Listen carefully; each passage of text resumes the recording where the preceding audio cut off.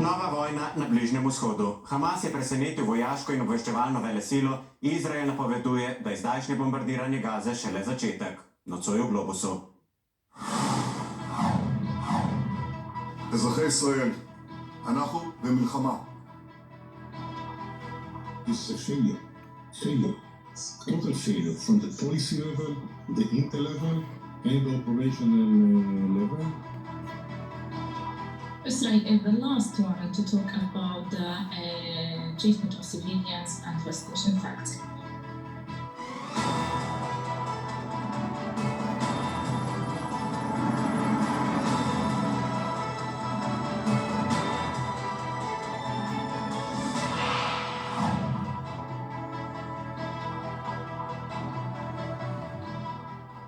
Dober večer. Bližnja vzhodna rana znova krvavi. Do potankosti pripravljen in usklajen napad skrajnega islamističnega gibanja Hamas je v Izraelu izzval šok, kakršnega ni doživel že desetletja. Odgovor je pričakovan: obsežno bombardiranje Gaze. Četrti dan vojne poročajo že o več kot 1000 ubitih na izraelski strani in 830 žrtvah v Gazi. Raketiranje pa se nadaljuje.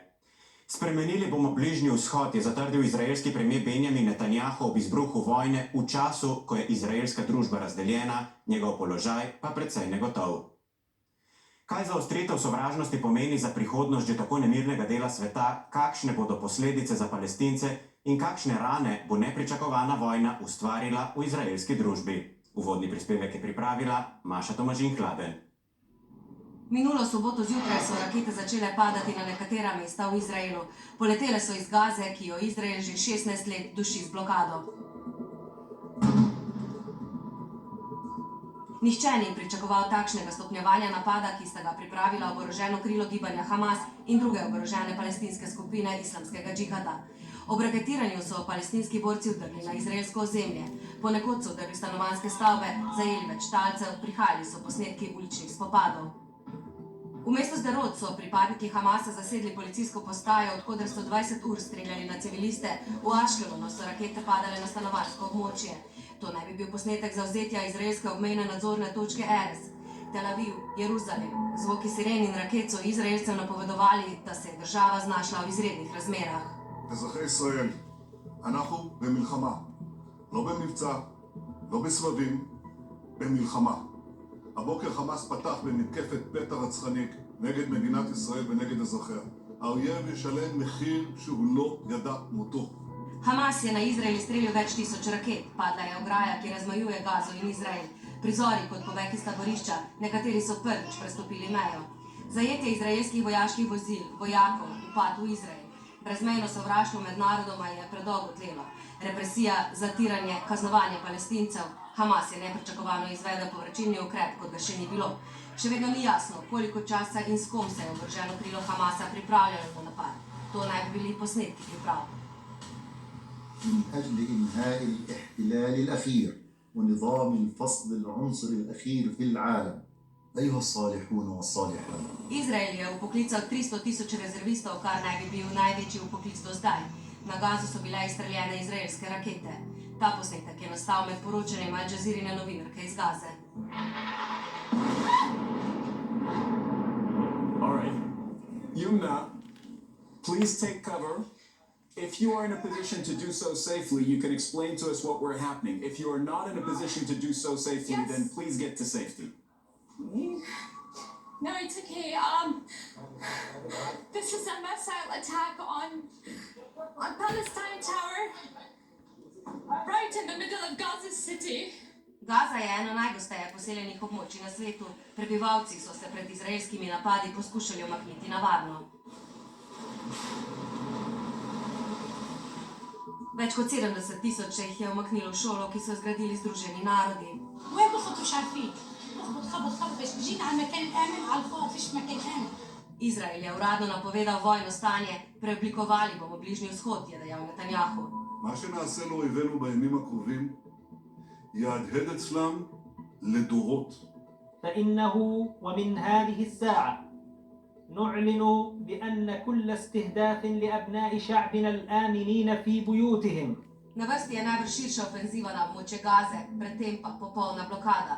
Združeni narodi so že sporočili, da to prepoveduje mednarodno pravo, toda po napovedih se Izrael na to ne bo oziral.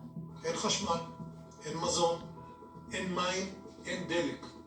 הכל סגור. אנחנו נלחמים בחיות אדם ואנחנו נוהגים בהתאם.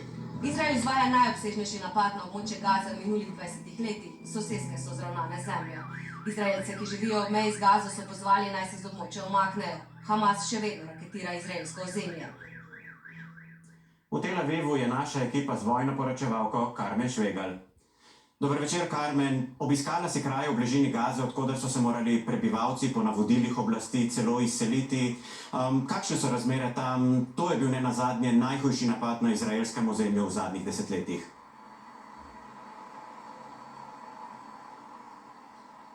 Dober večer. Ja, izraelska vojska je danes sporočila, da je vendarle zavarovala obmejno območje, da meja ni več propustna za skrajneže, ki bi se lahko prebili v Izrael, kar je pomenilo, da ti kraji so znova odprti, tudi za medije. In tukaj res lahko govorimo o nacionalni travmi. Ko se pogovarjamo s Izraelci, ki so doživeli te napade, govorijo, da se česa takega niso nikoli mogli predstavljati, da se niti njihovi starši ne spominjajo, da bi Izraelci bili v svojih dnevnih sobah, v svojih spalnicah lahko tarče napadov. Tavali so po puščavi iz koncerta tehnične glasbe, se skušali skrivati v kibucih, niso vedeli, kam se umakniti, kam bežati in še danes so ti ljudje resnično pretreseni. Vsi, s katerimi sem govorila, kažejo te videoposnetke, ki jih objavlja Hamas, kjer so njihovi prijatelji, nekateri ujeti v Gazi, drugi ubiti, dekleta, s katerimi ne vedo, kaj se je zgodilo. Tako da veliko teh tragičnih zgodb, česar pa najbolj moram poudariti, ljudje tukaj ne morejo razumeti, zakaj z njimi nimajo več simpatij v Ameriki, v Evropi, kjer ljudje še vedno poudarjajo zgolj, da so Palestinci žrtve. In Palestinci seveda so žrtve, tudi to poudarjajo Izraelci, ampak po drugi strani, da oni nekako enakopravno vendarle niso videni, dojeti kot žrtve tega res hudega, krvavega pohoda Hamasa. Kaj pa Izraelci zdaj pričakujejo od vlade, od politike? Ja, Izraelci pričakujejo predvsem, da bo politika ostala poenotena, da se o tem razdoru znotraj Izraela ne bo več razpravljalo, vsaj do trenutka, ko se ljudje ne bodo znova počutili varne. Torej, želijo, da se politika osredotoči na zunanjega sovražnika. Mnogi Netanjahu očitajo, da se je preveč obadal z pravosodno reformo in ne z varnostjo države. On je bil tisti voditelj, ki je tolikokrat zmagal volitve, prav zato, ker je ljudem obljubljal varnost, sploh tem ljudem na obmejnih območjih z Gazo, to so njegovi volivci. Danes je on tisti, ki je izdal njihova pričakovanja, njihovo vero, in on bo to skušal popraviti tako, da bo seveda skušal s Hamasom obračunati. Zato ljudje pričakujejo veliko vojno, tako kot pravijo, zadnji obračun s Hamasom, in da se bodo znova lahko počutili varne. Veliko ljudi pa poudarja, da je treba prednost dati pogajanjem, da se reši talce iz Gaze. Tukaj v Izraelu velja, da jih je tam vsaj 160. Karmen, hvala lepa in pazi na se. Sobotni napad Hamasa pomeni popoln polom izraelske obveščevalne službe. O tem ni dvoma. Tako se je na dejstvo, da je zatajila ena izmed najučinkovitejših obveščevalnih služb na svetu, za našo oddajo odzval upokojeni izraelski general-major Uzi Moskoviči, ki je leta poveljeval enoti za kibernetsko obrambo izraelske vojske. Z njim se je pogovarjala Petra Marc. Za Palestince v Gazi in na Zahodnem bregu so oči Izraelcev vedno blizu. Sateliti in brezpilotni letalniki s kamerami v zraku, v begunskem centru, pa tudi tako imenovano robotsko orožje. Na stražnem stolpu je namreč nameščena avtomatska puška, ki s kamero zazna gibanje in proti tarči izstreli gumijaste naboje ali solzivec. Izraelski sistem oboroženih sil je eden od tehnološko najbolj razvitih na svetu. Napredno orožje vojska izdeluje celo v svoji lastni razvojni službi. Vsaj tako, kot je znana moč izraelske vojske, je znana tudi odličnost ene od izraelskih obveščevalnih služb, Mosada. Število obveščevalcev je tajno, ocenjuje se, da jih je okoli 7000. A priprav na sobotni napad ni opazil nihče. This is a failure. Total failure from the policy level, the intel level, and the operational level. People will have to explain their deeds and maybe leave their positions. Informacije so prihajale. Egiptovski obveščevalci so Izrael opozarjali, da se bo zgodilo nekaj velikega, pravi upokojeni generalmajor. There was a huge failure in connecting the dots. Just as an example, after the 9/11, when the US had its investigation committees and interrogations, etc., it turned out that almost everything was known, but no one had the ability to connect the dots. Zaradi pomanjkanja obveščevalnih podatkov na terenu zelo verjetno ni bilo dovolj vojakov, Hamas pa je lahko napredno izraelsko tehnologijo obšel tudi tako, da mobilne in spletne komunikacije preprosto ni uporabljal. There is a possibility that everything was done in face-to-face communication, which is very, very cumbersome. I mean, this is like 18th century kind of wars. But if you want to disguise something totally, then this is possible. Hamasove skrajneže bomo uničili, je brez ovinkarjenja povedal Moskoviči. These are animals. Hamas equals ISIS. Within the next couple of weeks, we are going to demolish them. We are going to destroy them. There are no limits. There are no boundaries. This is it. V Jeruzalem smo poklicali izraelskega odvetnika in političnega analitika Daniela Zeidmana. Welcome to Globus. Israel has been in political crisis for several months. Can Prime Minister Netanyahu survive after Hamas surprised his defense systems? Netanyahu may be able to survive this crisis and emerge still as Prime Minister. I doubt he will be able to survive the aftermath. And how will this war impact on the peace process, in your opinion? There are voices saying the imperative immediately after the war is to resume some kind of political process, but that's extremely vague. There are going to be two devastated peoples, Israel and Palestine, exhausted, traumatized, full of hate and full of rage. I don't see an off-ramp to this conflict, and I don't see a clear scenario as to what can be done. Having said that, 1973 war produced the peace with Egypt. The first Intifada led to Madrid and Oslo. The second Intifada led to the withdrawal from Gaza and to Annapolis.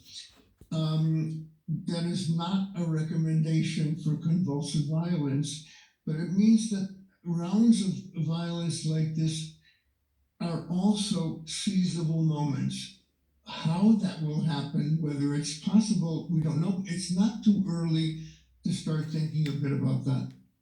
Israel launched relentless bombardments on Gaza. Is this a proportionate answer to the attack of Hamas militants? That creates an insufferable dilemma. If we respond in a routine way, we may see a war in Lebanon or with Syria because our deterrence has been undermined. And if we respond in a non-routine way, we are flirting with war crimes. The question is, how can we act with proportionality in which we will send a clear message? Don't mess with us. We're serious, without inflicting a disproportional pain on the civilian population. I don't know if that's possible. It's a terrible dilemma, and it is a dilemma that's being spoken here. There is, of course, a strong urge among many, and in every soul, we have to get even. But there are voices that are saying, wait, you can't do that. You can't do that this way. It is a very difficult dilemma. Mr. Zeidman, thank you very much. Tokratna vojna med Hamasom in Izraelom ima globoke korenine. Njen začetek sega v leto 2005, ko se je Izrael umaknil iz Gaze, ki je dom več kot 2 milijonov prebivalcev. Po Hamasovem prevzemu oblasti je sledilo 5 obsežnih izraelskih zračnih napadov na to enklavo ob Sredozemskem morju. Večina humanitarne pomoči je bila ustavljena zaradi izraelske in egiptovske blokade, pa so Združeni narodi že pred časom razglasili, da Gaza ni primerna za življenje. Helena Milinković. Ekonomski brezup, politične razprtije in vsakdanje nasilje izraelske vojske nimajo samo političnih posledic, največjo ceno brezizhodnosti tudi psihološko plačujejo mladi Palestinci.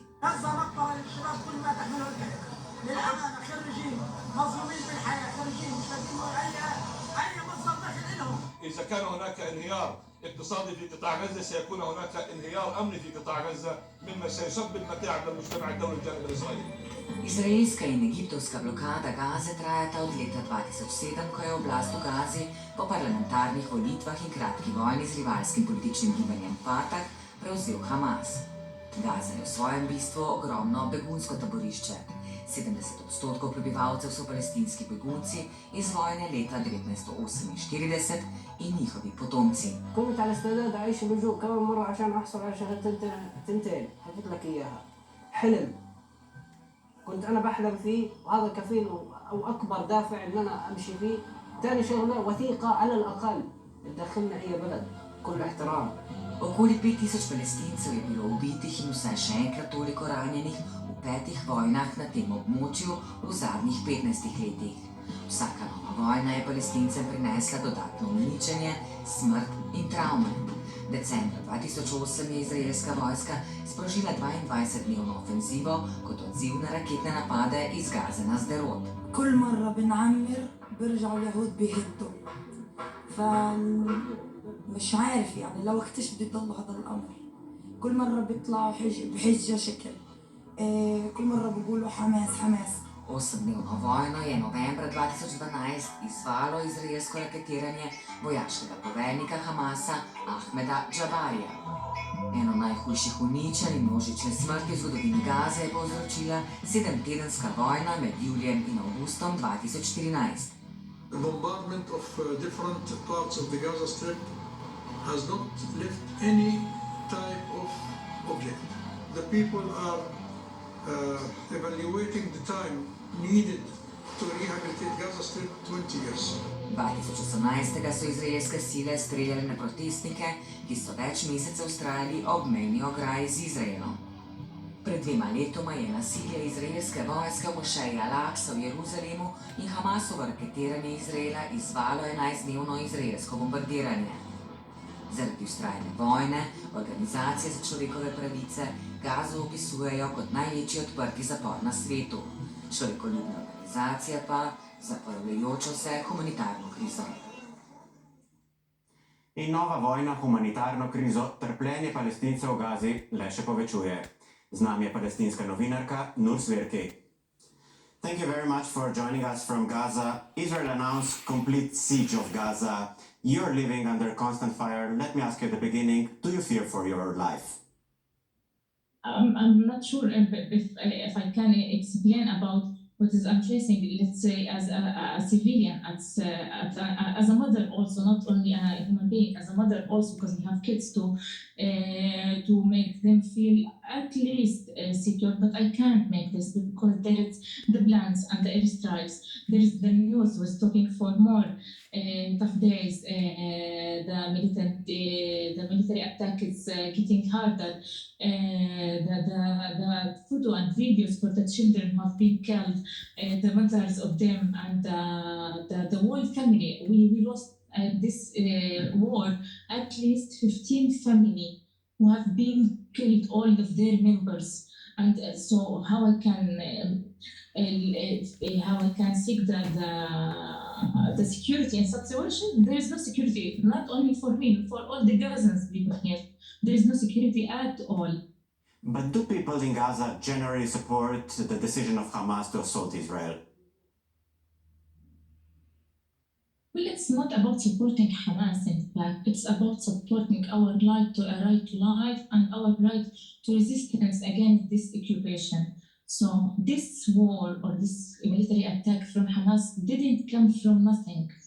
Okay, we have been suffering from decades about from the Israeli practice against Palestinians. It is an occupation. They were dehumanizing people, arresting our people. There is prisoners, thousands of prisoners in the Israeli jails. We have the blockade of the Gaza Strip.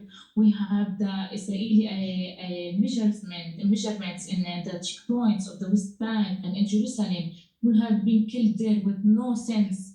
And we are, let's say in Gaza, we have this escalation and this blockade and all of this Israeli practice make this come to an end, not, or if this is not the end, this is a kind of exclusion about what have been, and this is a result of what have been done by the Israeli side. Unfortunately, this is the reality. It's not about Hamas itself. It's about our right to life and to defend our dignity and our land. Because before Hamas come, also there was this occupation, and we have been defending our right. It's not about Palestinians. Also, the people of each in the war, they have been defending their lands also for many years. And it was a guarantee right for all the people of the world. It's not for world. It's not about the Palestinians themselves. So when we are doing as Palestinians this resistance, it's considered as a kind of defending our right to life and defending our lands, because we are seeking freedom at the end. We are seeking to end this occupation. What about kidnappings of Israeli citizens? Israel claims their treatment is a war crime. What's your view on that?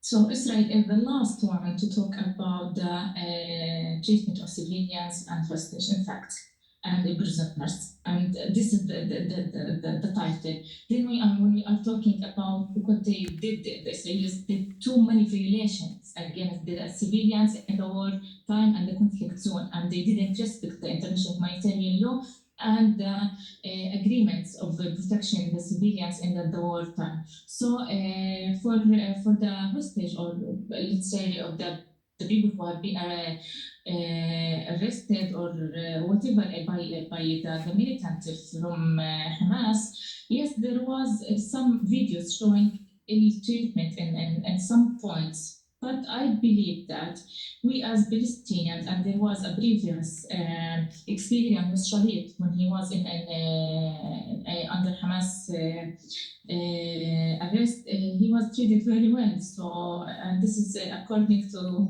what we witnessed on the news. I'm not the speaker of Hamas, but I'm telling the facts that we witnessed. Okay, so regarding the fact that of treating the civilians and the hostage, yes, I'm totally with treating them with all the rules that is written and sentenced in the international humanitarian law, and with our moral as Palestinian people, and at some point humanity. This is what we are seeking, humanity. At the end of the day, we are all human beings, so why not to treat each other in such situation with ill treatment and humanizing?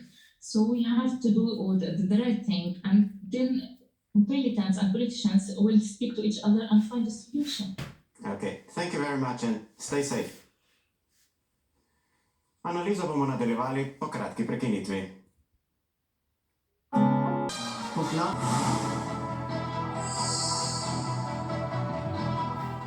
Ob spremljanju dogajanja na Bližnjem vzhodu se zdi mir na tem območju utopičen. Nova vojna je gotovo rezultat več desetletnih nerazrešenih konfliktov, zapletenih odnosov, zlasti pa boja za prevlado. Zgodovinsko ozadje izraelsko-palestinskega spora v sintezi pojasnjuje Igor Bergant.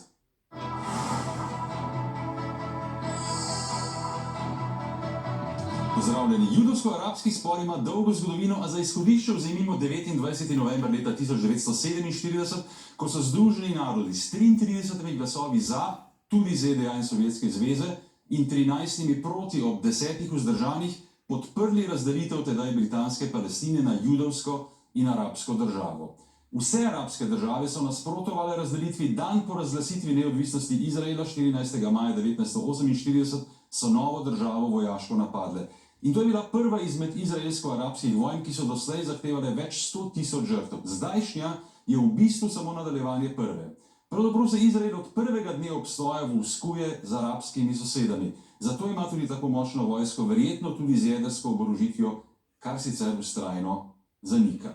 In zakaj so arabski Palestinci in arabske države nasprotovali taki razdelitvi? Po načrtu Združenih narodov je judovski državi pripadlo okoli 60% skupnega ozemlja, razmerje v številu prebivalcev pa je bilo 2/3 proti 1/3 v korist Arabcev. Judovski državi so pripadla tudi nekatera mesta z večinskim arabskim prebivalcem. Jeruzalem je bil predviden kot nikogaršnje mesto pod nadzorom Združenih narodov. No, vojne so imele še nekaj ključnih posledic. Razmetljene črte, kakršne so zdaj, so približno take kot ob prvem premirju leta 1949, ko je judovska država nadzirala skoraj 80% ozemlja celotne Palestine. Že po prvi vojni je Izrael zapustilo ali bilo prisiljeno zapustiti 3/4 milijona Palestincev arabskega rodu. Tisti, ki so še živi in njihovi potomci že 75 let živijo kot begunci. Po 6-dnevni vojni leta 1967 je Izrael vojaško zasedel tudi območja, ki so bila predvidena za arabsko-palestinsko državo in celotni Jeruzalem. V Gazo, na zahodni breg reke Jordan in v Jeruzalem so se večinoma iz verskih razlogov začeli naseljevati judovski naseljenci, ki želijo celotno območje samo zase. Združeni narodi so večkrat upozorili, da je takšno naseljevanje kršitev mednarodnega prava, a se odtlej, se pravi že skoraj 60 let, nadaljuje. Tudi izraelska priključitev vzhodnega Jeruzalema je mednarodno pravno neveljavna. Leta 2005 so se izraelska vojska in vsi naseljenci sicer umaknili iz Gaze, kjer na ozemlju, ki obsega manj kot 2% Slovenije, živi 2 milijona ljudi. Gaza živi od miloščine Izraela in nekaterih arabskih držav, v njej pa vlada skrajno islamistično gibanje Hamas, ki ga podpira Iran, ter si prizadeva za uničenje Izraela in ustanovitev islamske države. Hkrati pa je Hamas v nenehnem rivalskem boju in občasni krvavi vojni tudi z največjim palestinskim gibanjem na Zahodnem bregu, Fatah, ki je hrbtenica palestinske osvobodilne organizacije. Trenutno stanje pa je tako. Izrael je nekaj več kot 9-milijonska država, Judov je 75% prebivalstva. Na palestinskih ozemljih živi nekaj več kot 5 milijonov ljudi, pretežno arabskega rodu, 2 milijona v Gazi, 3 milijone na zahodnem bregu reke Jordan in v vzhodnem Jeruzalemu. A tudi na naslednjih območjih Izrael vojaško nadzira več kot 60% ozemlja, tam pa živi tudi več kot 700.000 Judov, pol milijona na zahodnem bregu in več kot 200.000 v vzhodnem Jeruzalemu. No, kaj pa se je v regiji dogajalo pred letom 1947 in kdaj so bili Izraelci in Palestinci najbližje miru, pa si lahko ogledate v razširjeni sintezi v naši spletni ponudbi.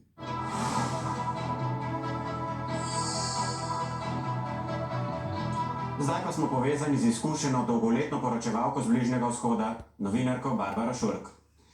Dober večer. 50 let od Jomkipurske vojne, 30 let od sporazuma o Oslu, naključje ali simbolika? Zakaj se je Hamas prav zdaj odločil za napad?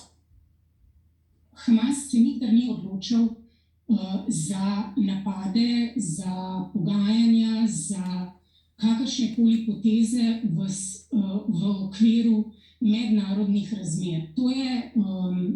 To je politična in oborožena skupina, oziroma politična skupina, islamska politična stranka, tudi vojaško krilo, in njen namen je bil od vsega začetka do danes,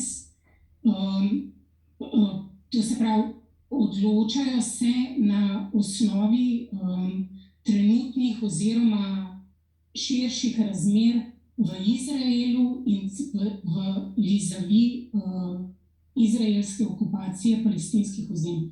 Zato se je v tem trenutku je padla ta odločitev. Res je, da ima neko simbolično vrednost, da je bilo dan po, da je bil vdor v Izrael iz Gaze, dan po obletnici oktobrske vojne, kot ji pravijo na Bližnjem vzhodu in v arabskem svetu, pa vendarle ne pripisujem nikakršne pomembnosti Hamasovi odločitvi, da bi čakal prav na ta dan. Poglejmo zdaj še nekaj podrobnosti o islamističnem odporniškem gibanju Hamas.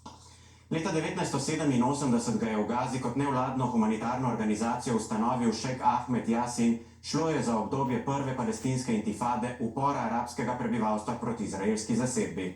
Ključno je, da Hamas ne priznava izraelske države, ampak si prizadeva za Palestino v mejah iz leta 1967. سيدفع ثمن كل هذه الجرائم هو الذي سيدفع ثمنها. Hamas nasprotuje tudi dogovoru o pogojih za oblikovanje dveh držav, ki sta ga leta 1993 v Oslu sklenila takratni izraelski premijer Jicak Rabin in palestinski voditelj Jaser Arafat. Le nekaj mesecev prej je Hamas izvedel prve samomorilske napade. Vojaško krilo Hamasa, brigade Al-Qassam, so za oborožen boj proti Izraelu ustanovili leta 1991. غزة اليوم بفضل الله أقوى ونخبتها أكثر بأسا وسلاحها أكثر تطورا وما ينتظر المحتل إزاء أي حماقة هو أكبر مما يقدر. Hamas je v Gazi na oblasti od leta 2007. Njegovi zavezniki so Iran, ki ga podpira tudi finančno in z orožjem, Sirija in libanonski Hezbolah. Njegov politični voditelj je Ismail Hanija, ki je v izgnanstvu v Dohi, v Gazi pa operativne naloge izvaja Jahja Sinvar, nekdani vodja oboroženega krila, ki je bil 22 let v izraelskem zaporu. Leta 2011 pa je bil po 5-letnih pogajanjih izpuščen v izmenjavi zapornikov 1000 Palestincev v zameno za izraelskega vojaka Gilada Šalita. Barbara Šurk, odkot Hamas dobiva podporo? Seveda jo črpa od Palestincev, in sicer od Palestincev na zasedenih ozemljih, ki živijo na zasedenih ozemljih, in Palestincev v diaspori in v izgnanstvu, v begunskih taboriščih v Libanonu, Siriji in tako naprej. Pri življenju Palestincev in političnih razmerih moramo nekaj vedeti, da ne gre tukaj za priljubljenost, da ne gre za popolnoma osnovne stvari, ki Palestincem omogočijo življenje, ki je zelo težko življenje pod izraelsko okupacijo. 50 let že traja ta okupacija. In v praktičnem smislu to pomeni, da Palestinci se ne samo, da ne morejo iz države, ampak ne morejo iz enega mesta v drugega, na zasedenih ozemljih, kot je Zahodni breg in vzhodni del Jeruzalema. Ne morejo v službo. Čakajo na checkpointih izraelske vojske ure in ure, včasih sploh ne pridejo iz svojih mest. Napovedovanje je pri tako zapleteni zgodbi vse nehvaležno, pa vendarle, kaj bi ta vojna lahko prinesla, pomenila za prihodnost izraelsko-palestinskih odnosov? Seveda, to je popolnoma novo poglavje v izraelsko-palestinskem konfliktu. Palestinci nimajo po nobenih pravic po mednarodnem pravu se uprt okupaciji z nikakršnimi sredstvi, predvsem nezmernimi, zaradi tega, ker je mednarodna skupnost vedno podprla Izrael v zatiranju Palestincev in hkrati tudi okrepila njihove težnje po kolonizaciji zemlje, zasedanju zemlje in izselitve. Jaz se bojim izselitve Palestincev v izgnanstvo. Jaz se bojim, da je ta operacija pomeni, kot kaže, to se pravi uresničitev izraelskega načrta, da zradirajo Gazo z zemljo, razselijo, kolikor je sploh mogoče Palestincev z tega območja in hkrati priključijo in izselijo mnogo več Palestincev iz Zahodnega brega, kar na papirju obstaja namen in plan že desetletja. In mislim, da bodo to uspeli narediti zdaj, kot kažejo reakcije Evropske unije in mednarodne skupnosti, da v Ameriki sploh ne govorimo, bodo to uspeli narediti s podporo zahodnega sveta. Barbara Šurk, najlepša hvala za gostovanje v Globusu. Pri koncu smo več o odzivih mednarodne skupnosti na dogajanje na Bližnjem vzhodu v odmevih, ki se začnejo takoj po Globusu. Mi se spet vidimo v torek prihodnji teden. Prijeten večer želim.